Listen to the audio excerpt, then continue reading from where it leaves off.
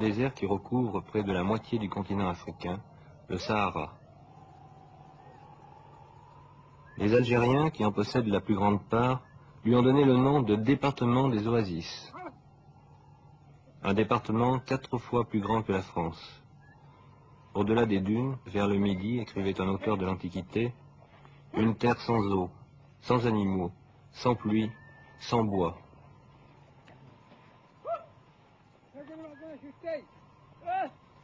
Une terre déshéritée, où des dizaines de milliers d'hommes, pourtant, n'ont pas renoncé à vivre, à survivre plutôt.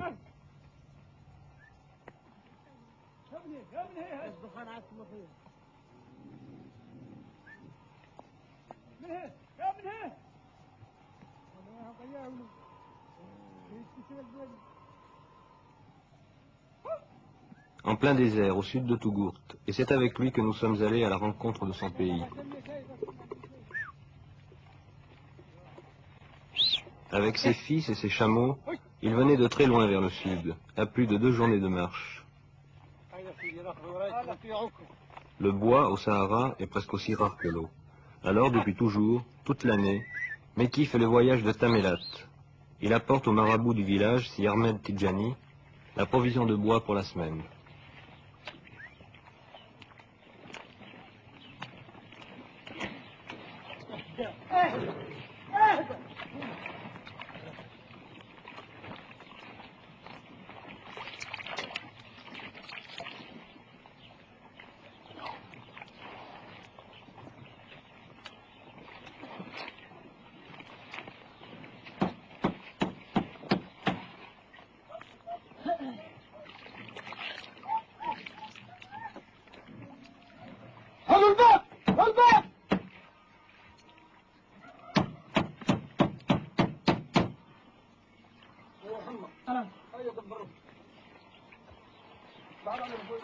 Le vieux nomade ne passera qu'une nuit au village.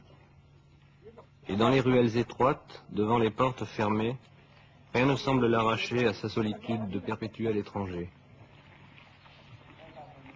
Depuis le temps de la jeunesse de Mekki, depuis sa première caravane, rien n'a vraiment changé à Tamelat. Nous nous demandions cet après-midi-là si la vieille Zaouïa n'allait pas préserver son secret aussi farouchement que les femmes sans visage qui la hantent. C'était l'heure de la promenade quotidienne du marabout.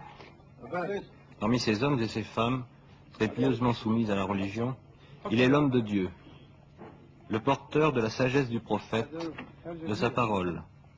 Par égard pour le livre, disent-ils, on baise la reliure.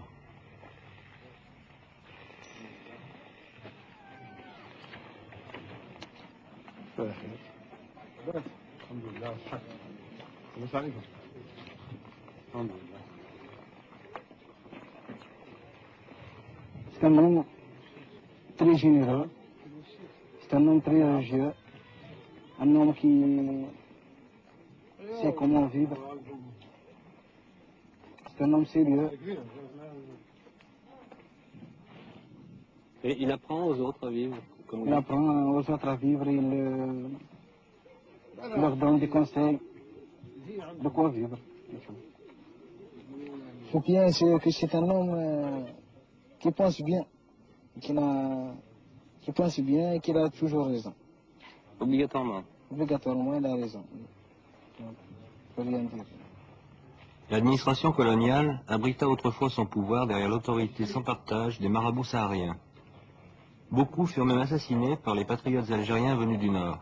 Le marabout de Tamelat a su habilement traverser cette époque troublée. Il n'est plus bien sûr le chef officiel de la cité, mais son neveu est le représentant élu de Tamelat à l'Assemblée populaire. Il n'a rien perdu de son autorité morale, rien non plus de ses immenses palmeraies, ni de ses richesses. Dans le secret de la Zaouïa, il conserve aussi de précieux manuscrits. 2 vieux historiens envoyés par le gouvernement d'Alger à la recherche du passé de leur pays venaient d'arriver à Tamelat.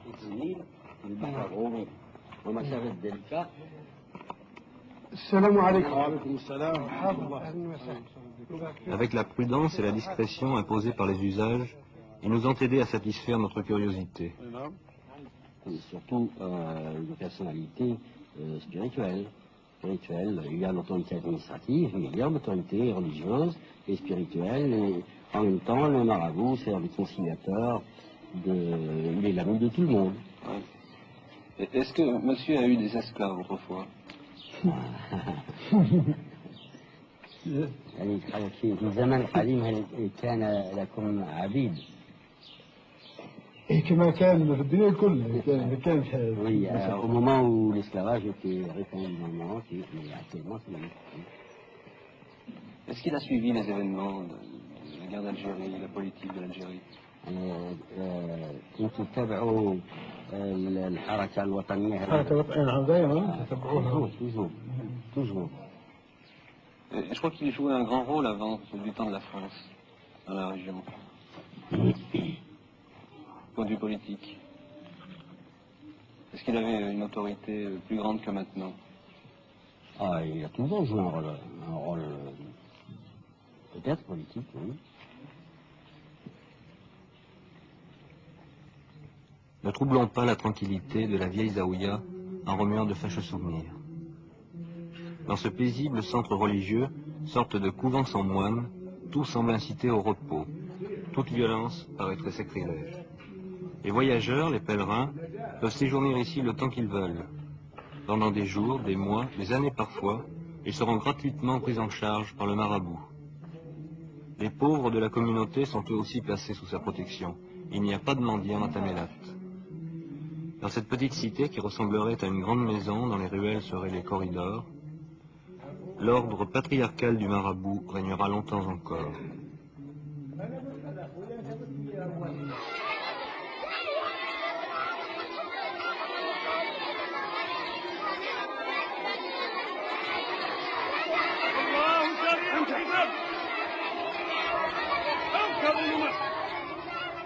Le jeudi, le dimanche et les jours de congé, les enfants apprennent à s'y plier.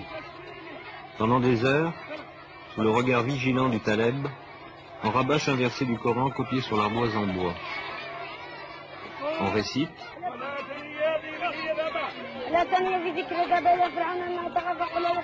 on efface et on recommence avec un autre verset.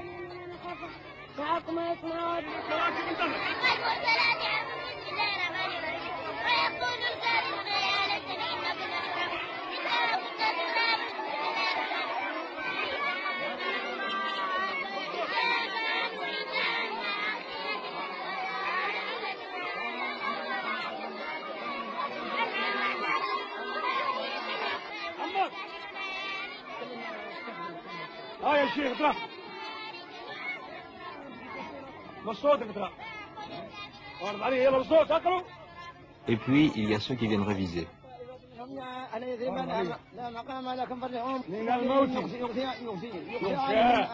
L'usure des années parvient à effacer le souvenir de la parole du prophète. Or, comment vivre sans elle? Si quelqu'un qui a appris le Coran, il sera un homme très, très intéressant. C'est tous les gens du village. Il sera un homme très intelligent, un homme qui sera très, très bon chez tous les gens du village. Après Hassim et Saoud, c'était plus au sud, Edgelé, où les compagnies portées de la Légion étrangère, les techniciens et les ouvriers de la base lui faisaient accueil.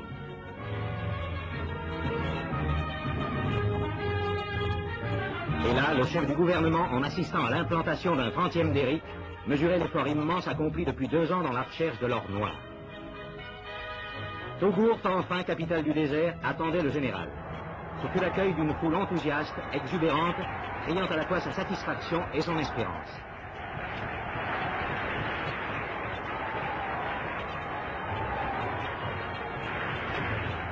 C'est à cette foule que le général devait dire: le Sahara doit être le grand terrain d'avenir entre 2 mondes.